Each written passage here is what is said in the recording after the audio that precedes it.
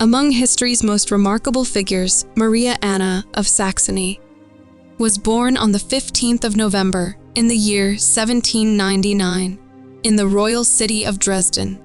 She belonged to the powerful House of Wettin, and her birth marked a new link between the royal courts of Saxony and Parma. Please watch my full video until the end, and don't forget to like, share, and subscribe. Please make sure to share it with your friends. Thank you. Now, let us dive into the full story. Although she lived only 32 years, her story is filled with royal duty, unexpected twists, and a quiet devotion to learning and charity. She was not a queen in power, nor a warrior on the battlefield, but she was a duchess who believed in dignity, knowledge, and responsibility. Her calm nature and poetic soul stood in contrast to the grand halls and stiff expectations of 19th century nobility. Maria Anna's childhood was shaped by her royal parents, Maximilian, the Crown Prince of Saxony, and Caroline of Parma, who herself was the granddaughter of the mighty Maria Theresa of Austria. This heritage gave Maria Anna a unique position in European politics, even before she reached adulthood. But her personal nature was far from political. She found comfort in poetry, ancient books, and private conversations. Even in her early years, she was described as gentle, thoughtful, and sensitive to the emotional atmosphere around her. While others prepared for court life through alliances and military practice, Maria Anna was more likely to be found reading classical verse or admiring old paintings. This quiet yet deep personality would stay with her through marriage, motherhood, and illness, shaping not only her choices, but the legacy she left behind. Maria Anna of Saxony was born into two of the most influential royal houses in Europe, Saxony and Parma. Her father, Maximilian, was the Crown Prince of Saxony and the son of Frederick Christian, Elector of Saxony. The Saxon court, deeply rooted in tradition and regional power, had long been a key player in the shifting alliances of Central Europe. Her mother, Princess Caroline of Parma, brought with her the legacy of the Bourbon-Parma dynasty, directly tied to the royal houses of France, Spain, and Austria. Through her mother's lineage, Maria Anna was also the great-granddaughter of Maria Theresa of Austria, one of the most formidable empresses in European history. This connection gave her not just noble blood, but a symbolic link to the political heart of the Holy Roman Empire. Her family tree included emperors, kings, electors, and duchesses, each leaving their mark on the continent's complex past. But Maria Anna was more than the product of dynasties. These royal roots gave her access to some of the finest education and culture of her time. Her upbringing was shaped by classical learning, Catholic traditions, and the quiet strength expected of noble women. While her brothers prepared for roles in governance or the military, Maria Anna was guided into the world of courtly grace and intellectual discipline. These powerful bloodlines would later influence not just whom she married, but how she carried herself as Grand Duchess of Tuscany. Even in Florence, far from her Saxon homeland, she remained a proud representative of both her German and Italian heritage, a living bridge between empires, crowned with dignity and restraint. Maria Anna spent her early years in Dresden, the cultural heart of Saxony, and one of the most refined cities in all of Europe. Born into the luxurious yet highly structured environment of the royal court, she was surrounded by etiquette, ritual, and a deep emphasis on tradition. But Dresden was more than just a royal city. It was also a center for music, architecture, and scholarly thought. This setting had a profound influence on Maria Anna's gentle and introspective character. From an early age, she received a noblewoman's education, carefully designed to shape her into a graceful, pious, and intellectually alert consort. She studied multiple languages, including French and Italian, along with history, literature, theology, and classical philosophy. Her tutors noted her quick understanding and quiet focus. Unlike many noble girls who simply fulfilled educational duties, Maria Anna took genuine interest in her learning. She also grew up close to her siblings, especially her sister, Maria Ferdinanda, with whom she would share a lifelong bond. The two sisters were often seen reading together or exchanging poems and letters. That closeness would later have unusual consequences in Maria Anna's adult life.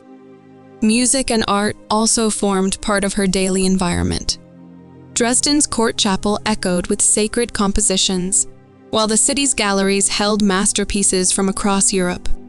It was in this atmosphere of culture and contemplation that Maria Anna developed her lifelong love of poetry and ancient art. Though her life was destined to be shaped by politics and marriage, these early years in Dresden left her with a deep inner life, one grounded in calm observation, spiritual curiosity, and emotional intelligence that would define her later role as Grand Duchess. Maria Anna's marriage was not a romantic fairy tale. It was a carefully arranged alliance between two powerful houses. In the year 1817, at just 17 years old, she was engaged to Leopold, the future Grand Duke of Tuscany. Though both were of noble birth and matched by diplomacy, Maria Anna was deeply nervous about the union. She had never met her future husband and was terrified of leaving Dresden to enter a foreign court. Her anxiety was so intense that she refused to travel alone. Only after her beloved sister Maria Ferdinanda agreed to accompany her did she find the courage to move forward. This unusual request was honored, and together the sisters traveled south to Florence. On the 16th of November, in the year 1817, Maria Anna married Leopold in a formal ceremony. The celebrations were filled with pomp, yet behind the grandeur was a shy, intelligent young woman entering a world of unfamiliar customs and expectations.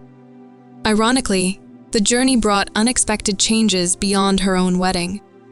During the festivities, Maria Anna's sister caught the attention of Leopold's father, Ferdinand III, the reigning Grand Duke. Not long afterward, Maria Ferdinanda married him, becoming both Maria Anna's stepmother-in-law and sister. This strange twist became a quiet but defining part of Maria Anna's story. She had arrived in Florence uncertain and shy, but now found herself surrounded by family in the most unexpected ways. It was a reminder that royal marriages were not merely about love, they were alliances built on duty, appearances, and political advantage. Still, Maria Anna did her best to adapt with grace, even as her heart remained tied to Dresden and the simplicity of her youth. Arriving in Florence, Maria Anna entered the elegant yet demanding world of the Tuscan court. Unlike the familiar rhythms of Dresden, life in Tuscany was warmer in climate, but far more layered in courtly formality.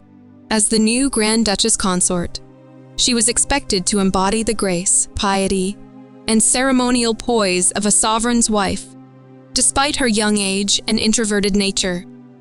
The Tuscan people were polite but watchful, and the court's traditions reflected a blend of Italian culture with deep-rooted Habsburg customs.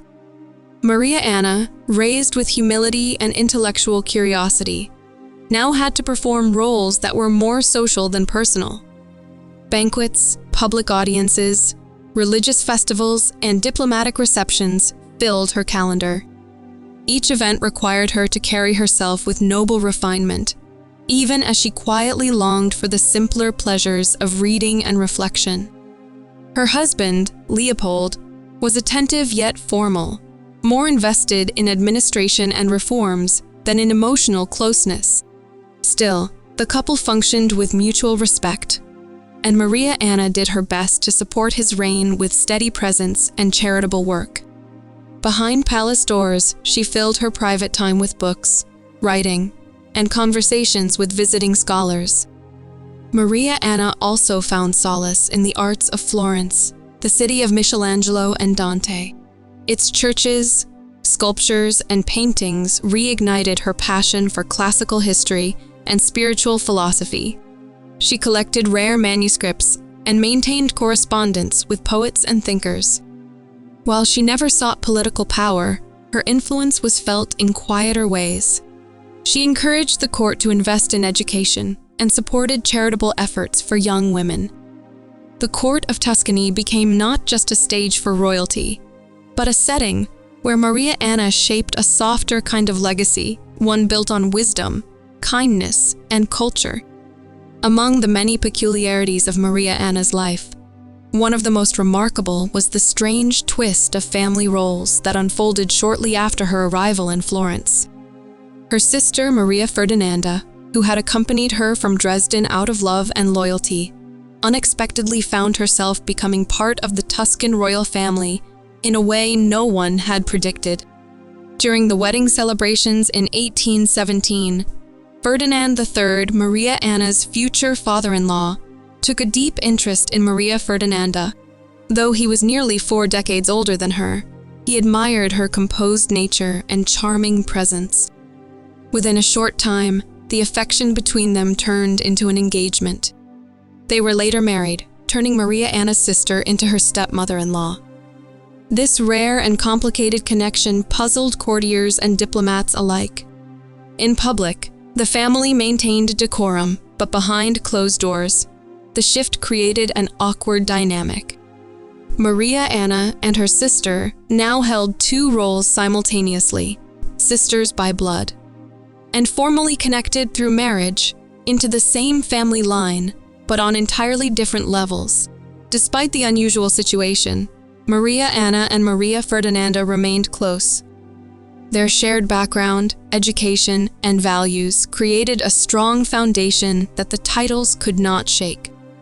Instead of rivalry, they leaned on each other for comfort and support, especially as Maria Anna faced the pressures of motherhood, illness, and courtly isolation. This bizarre but fascinating family twist became a symbol of how tangled royal life could be. What began as a journey of companionship turned into a redefinition of family roles, one that the sisters managed with grace, maturity, and silent understanding, even as the world around them watched with curious eyes. Though she never held political power, Maria Anna left her mark on Tuscany through her quiet devotion to the arts and knowledge. In a court often consumed by rituals and appearances, she created a personal world filled with books, manuscripts, and intellectual curiosity. Her private quarters were said to resemble a study more than a royal salon filled with ancient texts, scrolls, and hand-bound poetry. She had a deep love for classical literature, particularly the works of Horace. One of her most prized acquisitions was a rare copy of Liber Interitus, which she secured for a sum that shocked even her advisors. But to Maria Anna, these texts were not symbols of wealth, they were companions, voices from another time that fed her mind and soul. Her interests went beyond reading. She supported local scholars and poets, offering them quiet patronage. On rare occasions, she wrote short poems herself, often in French or Italian, reflecting on spiritual matters, loneliness, and duty. One such piece, inspired by early Gnostic ideas, was titled Chausseté d'Argent. It was published after her death and gave insight into her reflective, searching mind. She also loved visual art, particularly Renaissance paintings and sacred iconography. Florence, a city steeped in cultural heritage, was the perfect setting for her gentle artistic spirit. She would visit chapels not just for prayer, but to study the brushstrokes and symbolism of altar paintings. Maria Anna's patronage was quiet, but meaningful. In an age when royal women were expected to perform, she chose instead to think, to feel, and to learn. Her legacy in the arts was not grand or loud, but it was real, thoughtful, and lasting, built on a sincere love of beauty and truth. One of Maria Anna's most enduring contributions was the founding of a school that reflected her values of education, discipline, and service. Alongside her husband Leopold, she became the founding patron of the Istituto Statale della Santissima Annunziata, a boarding school in Florence created especially for aristocratic and noble girls. It was a quiet revolution in a world where education for women was often limited to manners and religion alone.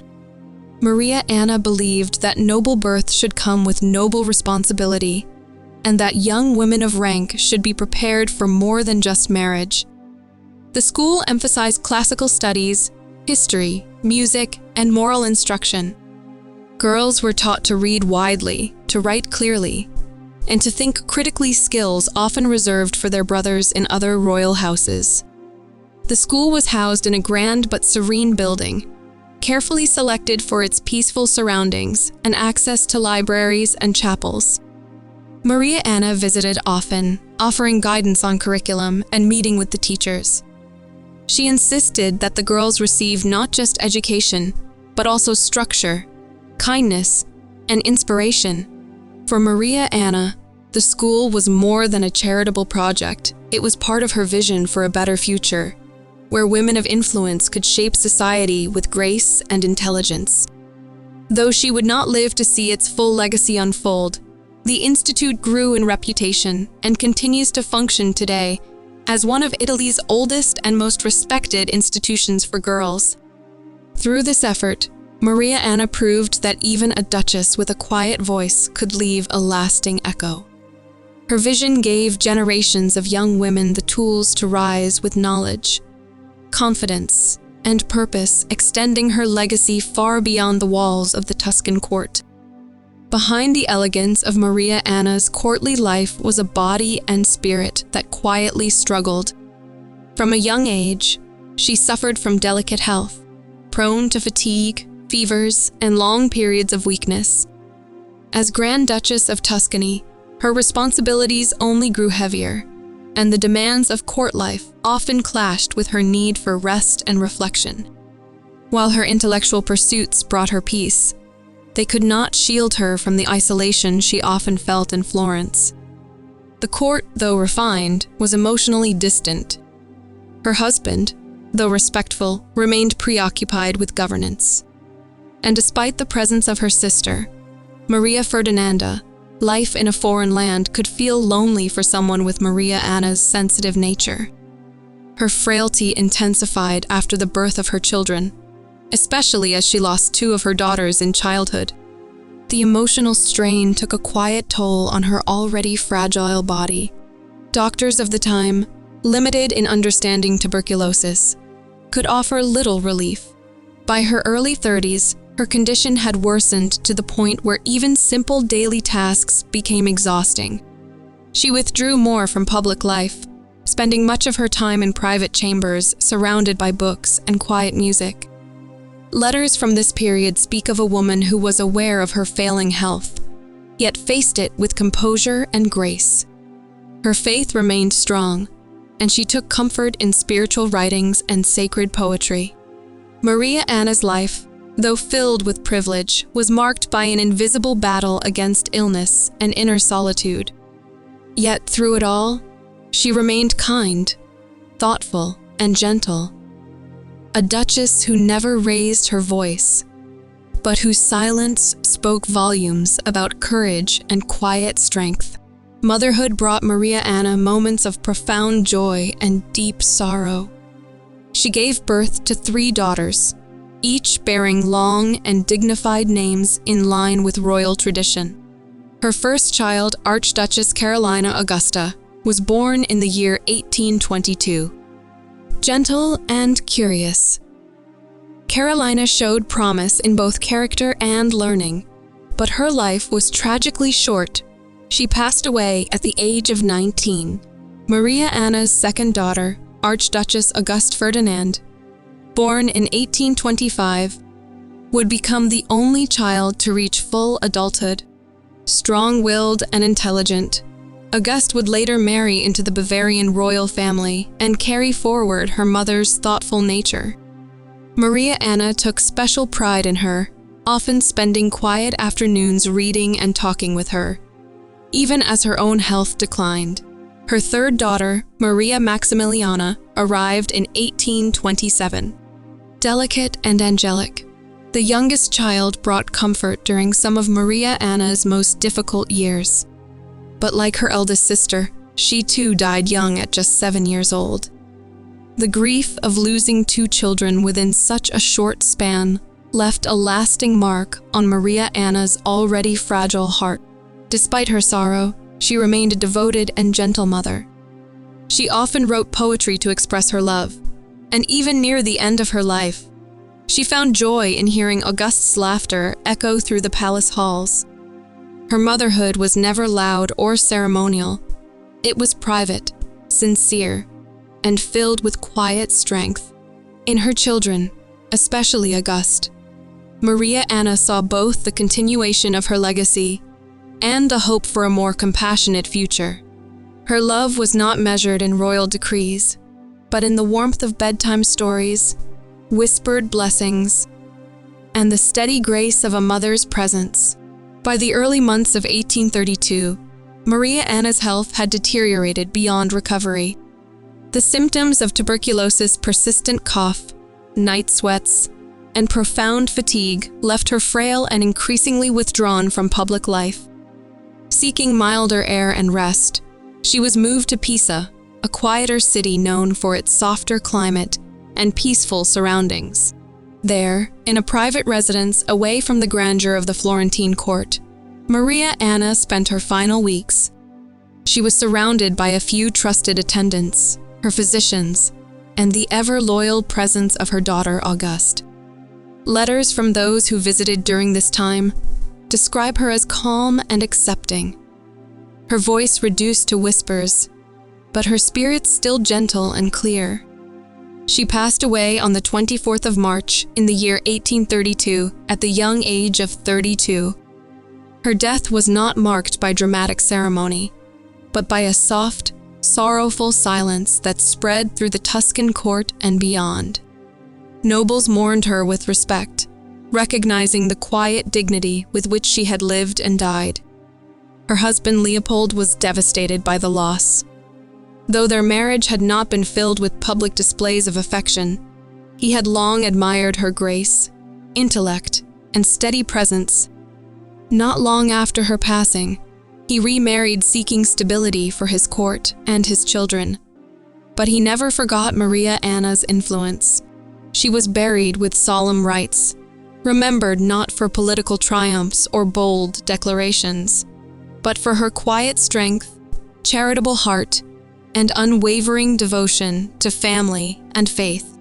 In death, as in life, Maria Anna remained serene, a woman who had given much to her world in silence, and left it with peaceful dignity.